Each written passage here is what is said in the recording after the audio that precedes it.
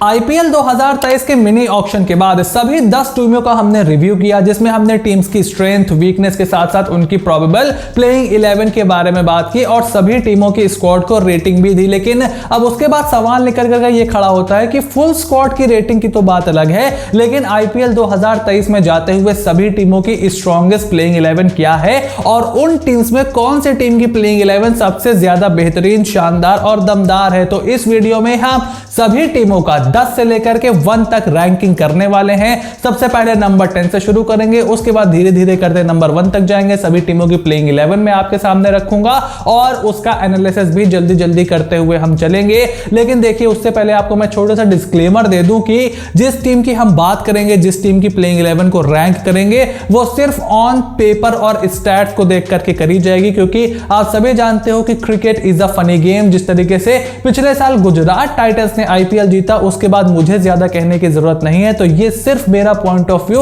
और थोड़ा सा एनालिसिस करने की हमने कोशिश की है। अगर आप किसी स्पेसिफिक टीम पर स्किप करना चाहते हो, नीचे डिस्क्रिप्शन बॉक्स में वीडियो लेआउट आपके लिए तैयार है। लेकिन अगर आप आईपीएल 2023 के प्लेइंग 11 के बारे में डेप्थ एनालिसिस जानना चाहते हो, देन आई वुड सजेस्ट कि make sure you stick around till the end of this video.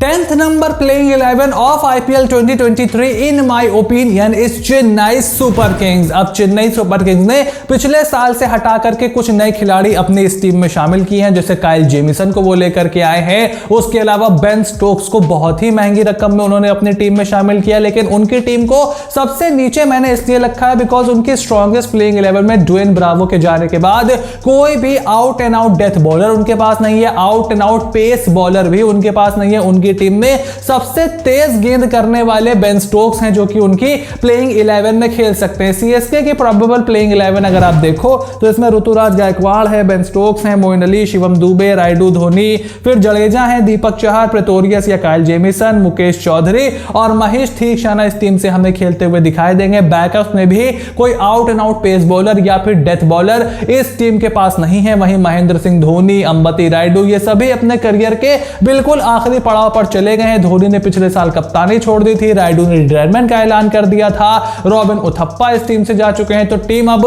Ben Stokes से बहुत दमदार ऑलराउंड प्रदर्शन की उम्मीद कर रही है और अगर वो बेन स्टोक्स को नीचे खिलाते हैं, डेवन कॉनवे को खिलाते हैं, तो फिर जेमिसन को और प्रेटोरियस में से किसी को भी वो नहीं खिला पाएंगे। तो थोड़ा सा यहां पर चेन्नई सुपर किंग्स को संभल कर चलने की जरूरत है और मेरे लिस्ट में ये टीम है नंबर 10 पर। 9th number playing 11 of IPL 2023 in my opinion belongs to Kolkata Knight Riders. अब कोलकाता नाइट राइडर्स ने पिछले साल के मुकाबले इस साल अपना कोच बदला है, कुछ खिलाड़ियों को भी उन्होंने बदला है और लोकी फर्गुसन का एक अच्छा ट्रेड भी उन्होंने किया था। लेकिन उसके बावजूद मिनी ऑक्शन में इस टीम के पास ज्यादा पर्स नहीं था और कई ऐसी बड़ी जगह है जो इन्होंने खाली छोड़ दी है। वहीं ये अपने भारतीय खिलाड़ियों पर बहुत ज्यादा डिपेंड कर रहे हैं। अगर आप इनकी प्रोबेबल प्लेइंग 11 देखो तो Rahmanullah Gurbaz most probably wicket keeper, then Venkatesh Iyer, Shreyas, Nitish, Andre, Rinku, उसके बाद शार्दुल ठाकुर, सुनील नारायण, उमेश यादव, लोकी फर्गुसन और वरुण चक्रवर्ती इस टीम के साथ है। उसके अलावा लिटन दास और शाकिब अल हसन भी इस टीम के पास है। I don't know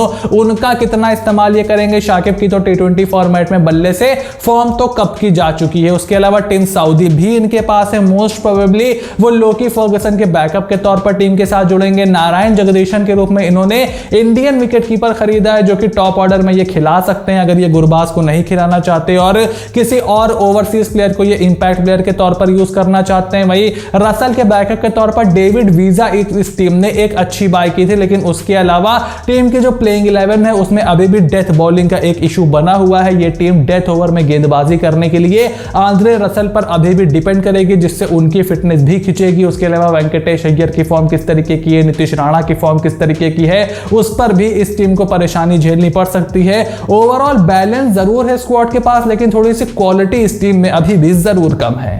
8th number playing 11 of IPL 2023 in my opinion belongs to Gujarat Titans. अब गुजरात टाइटंस और कोलकाता नाइट राइडर्स के बीच में बहुत ज्यादा कंफ्यूज था कि किसको नंबर 9 पर रखूं, किसको नंबर 8 पर रखूं। आप चाहो तो स्वैप भी कर सकते हो, लेकिन गुजरात टाइटंस में भी मोर सो वही दिक्कतें हैं जो कि कोलकाता नाइट राइडर्स के पास है। लेकिन क्योंकि गुजरात टाइटंस के पास बैकअप्स थोड़े से ज्यादा हैं, इसलिए मैंने नंबर 8 पर गुजरात को रखा है। टॉप 3 में इनके पास भी कोई अच्छा पेस हिटर नहीं है। अपने मिडिल ऑर्डर पर पर और अपने कप्तान पर केकेआर की तरह ये बहुत ज्यादा डिपेंड करते हैं और इनसे ही छटक कर लोकी फर्गसन पहुंच गए हैं कोलकाता नाइट राइडर्स में। तो वो केकेआर के लिए एक अच्छा सौदा हुआ, लेकिन उसके बाद शार्दुल को उन्होंने बहुत महंगा खरीद कर अपने पैर पर जरूर थोड़ा सा कुल्हाड़ी मारी और यही काम गुजरात टाइटंस ने किया जब उन्होंने लोकी फर्गसन को जाने दिया। और उसके बाद मुझे उम्मीद थी कि चूंकि इनके पास पिछले साल रॉय थे, फिर उनका रिप्लेसमेंट गुरबाज थे, तो ये फिल सॉल्ट या राइली रोसो जैसे खिलाड़ी की तरफ ये जाएंगे, लेकिन इनको केन विलियमसन पसंद आ गए जिनको प्लेइंग 11 में फिट करना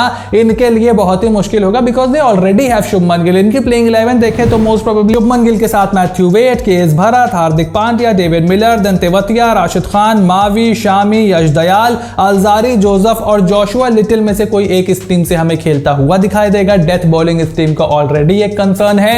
मावी और शामी के साथ जोशुआ लिटिल या अलजारी आपको डेथ में गेंदबाजी करते हुए दिखाई देंगे, जैसे केकेआर के पास नारायण और चक्रवर्ती हैं, इनके पास राशिद खान है, तो यहां पर थोड़ा सा इनको प्लस पॉइंट जरूर मिलता है। कंपैरेटिवली टीम थोड़ी सी यंग है, थोड़ी सी ज्यादा एथलेटिक है, फील्डिंग अच्छी करती है। मिलर के फॉर्म पर ये बहुत ज्यादा डिपेंड करेंगे, जैसे केकेआर आंद्रे रसल के ऊपर बहुत ज्यादा डिपेंड करेगी। ऐसे में मेरे लिस्ट में Gujarat Titans is eight number 8। 7th number playing 11 of IPL 2023 belongs to Mumbai Indians. अब मुंबई इंडियंस से मुझे उम्मीद थी कि वो एक ऐसे खिलाड़ी की तरफ जाएंगे जो कि गेंदबाजी ज्यादा करता हो और थोड़ी बहुत बल्लेबाजी करके उनको दे, साथ ही में उनको एक इंडियन सीमर की भी बहुत ज्यादा जरूरत थी और मुझे उम्मीद थी कि वो शिवम मावी की तरफ जरूर उनको खरीदने के लिए अच्छा खासा पैसा भी खर्च कर सकते हैं। और मुंबई इंडियंस ने कैमरन ग्रीन को अपनी टीम में शामिल कर लिया। अब तो खैर उनकी उंगली टूट गई, लेकिन लेट्स नॉट कंसिडर इट। मैं मान के चल रहा हूं कि वो हैं, अवेलेबल है, खेल रहे हैं, लेकिन फिर भी इस टीम में कुछ ऑब्वियस गैप्स हैं। अगर आप इनको देखो तो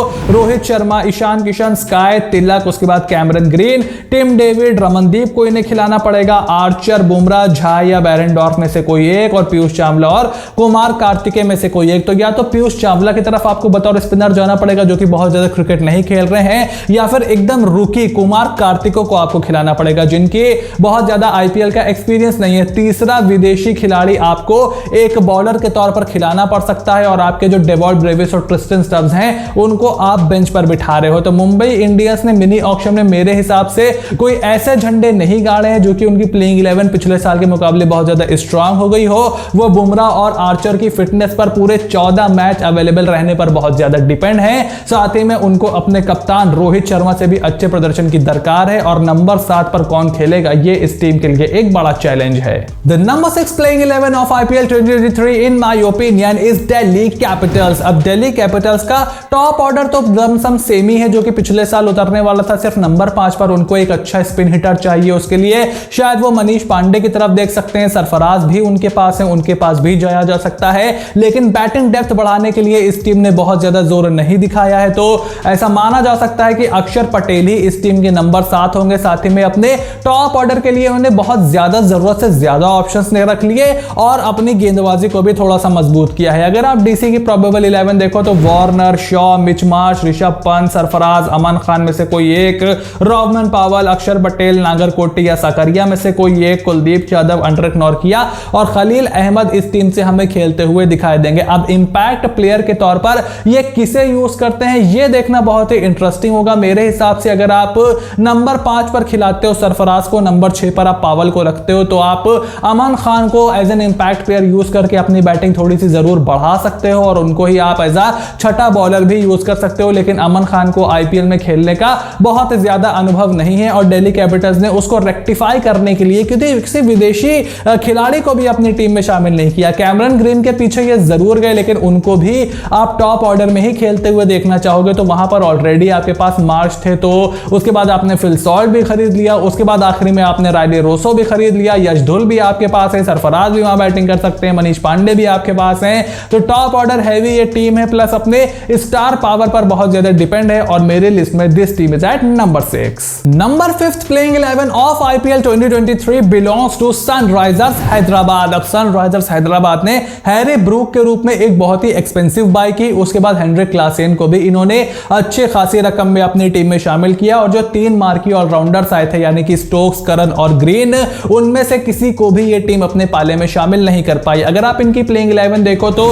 मयंक अग्रवाल के साथ Abhishek Sharma, then Rahul Tripathi, Klaasen, Markram, Brook, Adil Rashid, Washington Sundar, Bhuvneshwar Kumar, Umran Malik और टी नटराजन हमें इस टीम से खेलते हुए दिखाई देंगे। और मैच सिचुएशन के अकॉर्डिंग ये इंपैक्ट प्लेयर के रूप में अब्दुल समद या फिर कार्तिक त्यागी का इस्तेमाल कर सकती हैं। पावरफुल प्लेइंग 11 है, पेपर पे बहुत ही खतरनाक दिखाई दे रही है। हो सकता है क्लासेन से पहले आप ग्लेन फिलिप्स को भी खेलता हुआ देखें, वहां पर भी एक पॉसिबिलिटी है। लेकिन ग्लेन फिलिप्स हो गए, हैरी ब्रूक हो गए, इनको आईपीएल जैसे बड़े टूर्नामेंट में खेलने का बहुत ज्यादा एक्सपीरियंस नहीं है और उसके साथ अभी तक टीम के पास कप्तान भी नया नहीं मिला है। देखना होगा कि क्या वो मार्करम की तरफ जाते हैं, क्या भुवी की तरफ जाते हैं, क्या मयंक अग्रवाल की तरफ जाते हैं, जो कि सबसे लाइकली चॉइस है मयंक अग्रवाल। लेकिन at the end of the day आप अपने इंडियन कंटिंजेंट से बहुत अच्छे प्रदर्शन की उम्मीद कर रहे हो। भुवी और नटराजन की फिटनेस पर भी सवाल रहेगा। कार्तिक त्यागी और उमरान मलिक भी इतने फास्ट बॉलर हैं कि कभी भी इंजर्ड हो सकते हैं। वहीं ब्रूक, क्लासेन, फिलिप्स, इनसे आप पहले ही सीजन में बहुत ही तगड़े प्रदर्शन की उम्मीद कर रहे हो। ऐसे में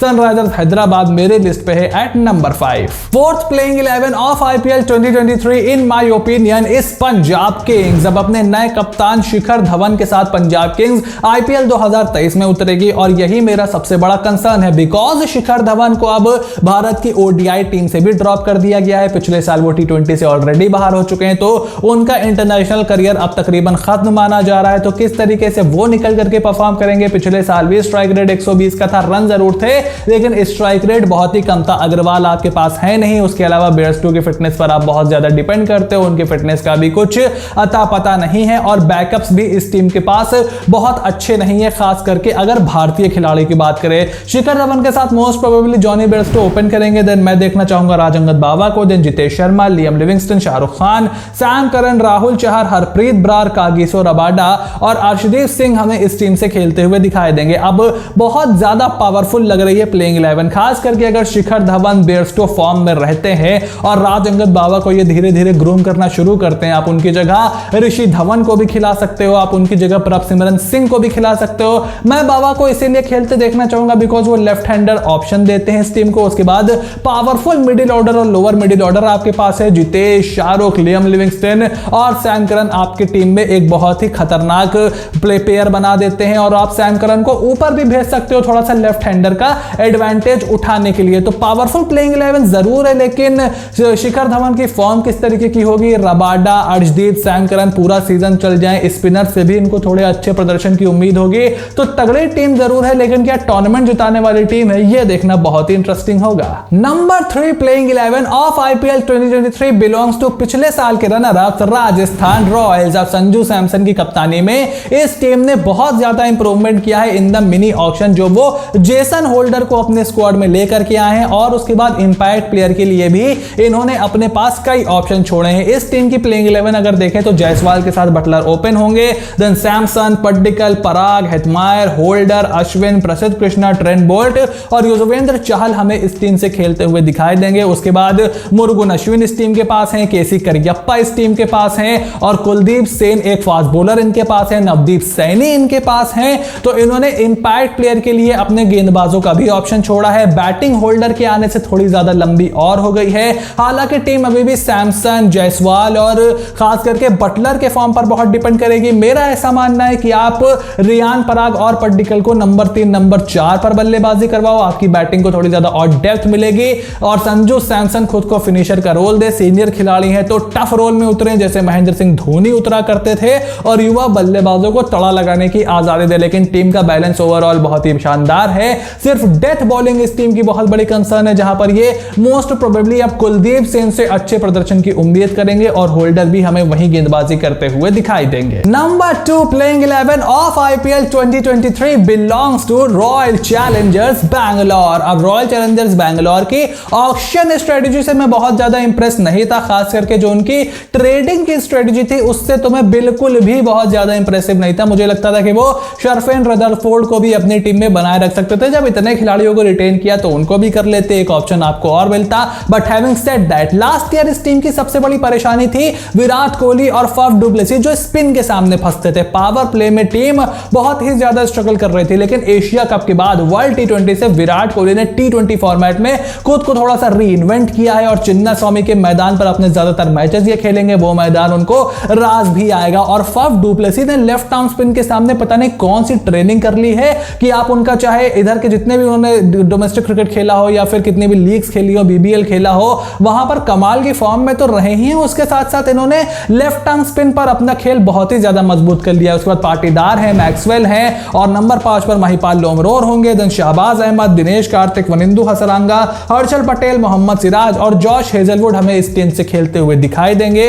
उसके अलावा इंपैक्ट प्लेयर अगर आप चाहते हो तो आप वहां पर किसी एक्स्ट्रा गेंदबाज का इस्तेमाल कर सकते हो। आकाशदीप इनके पास हैं और अविनाश सिंह जो कि जम्मू कश्मीर से आते हैं, तेज तर्रार गेंदबाज हैं, वहां पर अच्छी स्काउटिंग करके उनको उठाया है रॉयल चैलेंजर्स बैंगलोर ने। तो पहली प्लेइंग 11 जो है वो बहुत ज्यादा बैलेंस है और इंपैक्ट प्लेयर का रूल आ जाने के बाद चौथा तेज गेंदबाज भी उनको मिल जाएगा और वो गेंदबाज बहुत ज्यादा तेज हो सकता है। बस हर्षल पटेल की फॉर्म और दिनेश कार्तिक की फॉर्म इस टीम के लिए थोड़ी सी चिंता का विषय जरूर है। होपफुली मैक्सवेल फिट हो जाएंगे और ये टीम इस बार भी एक अच्छी प्लेइंग 11 के साथ मैदान पर उतर सकती है बनस्पत सारे प्लेयर इनके अच्छी फॉर्म में हो। Number 1 playing 11 of IPL 2023 belongs to Lucknow Super Giants because Lucknow Super Giants ने निकोलस पूरन पर ओवरपे किया है। तो इससे मतलब यह नहीं होता कि उनकी टीम खराब हो जाती है। मैंने आपको ऑलरेडी एक्सप्लेन किया है कि मिडिल ओवर्स में स्पिन के खिलाफ निकोलस पूरन कमाल के स्ट्राइक रेट से बैटिंग करते हैं और लास्ट ईयर जो सबसे बड़ा चिंक था लखनऊ सुपर जायंट्स की आर्मी में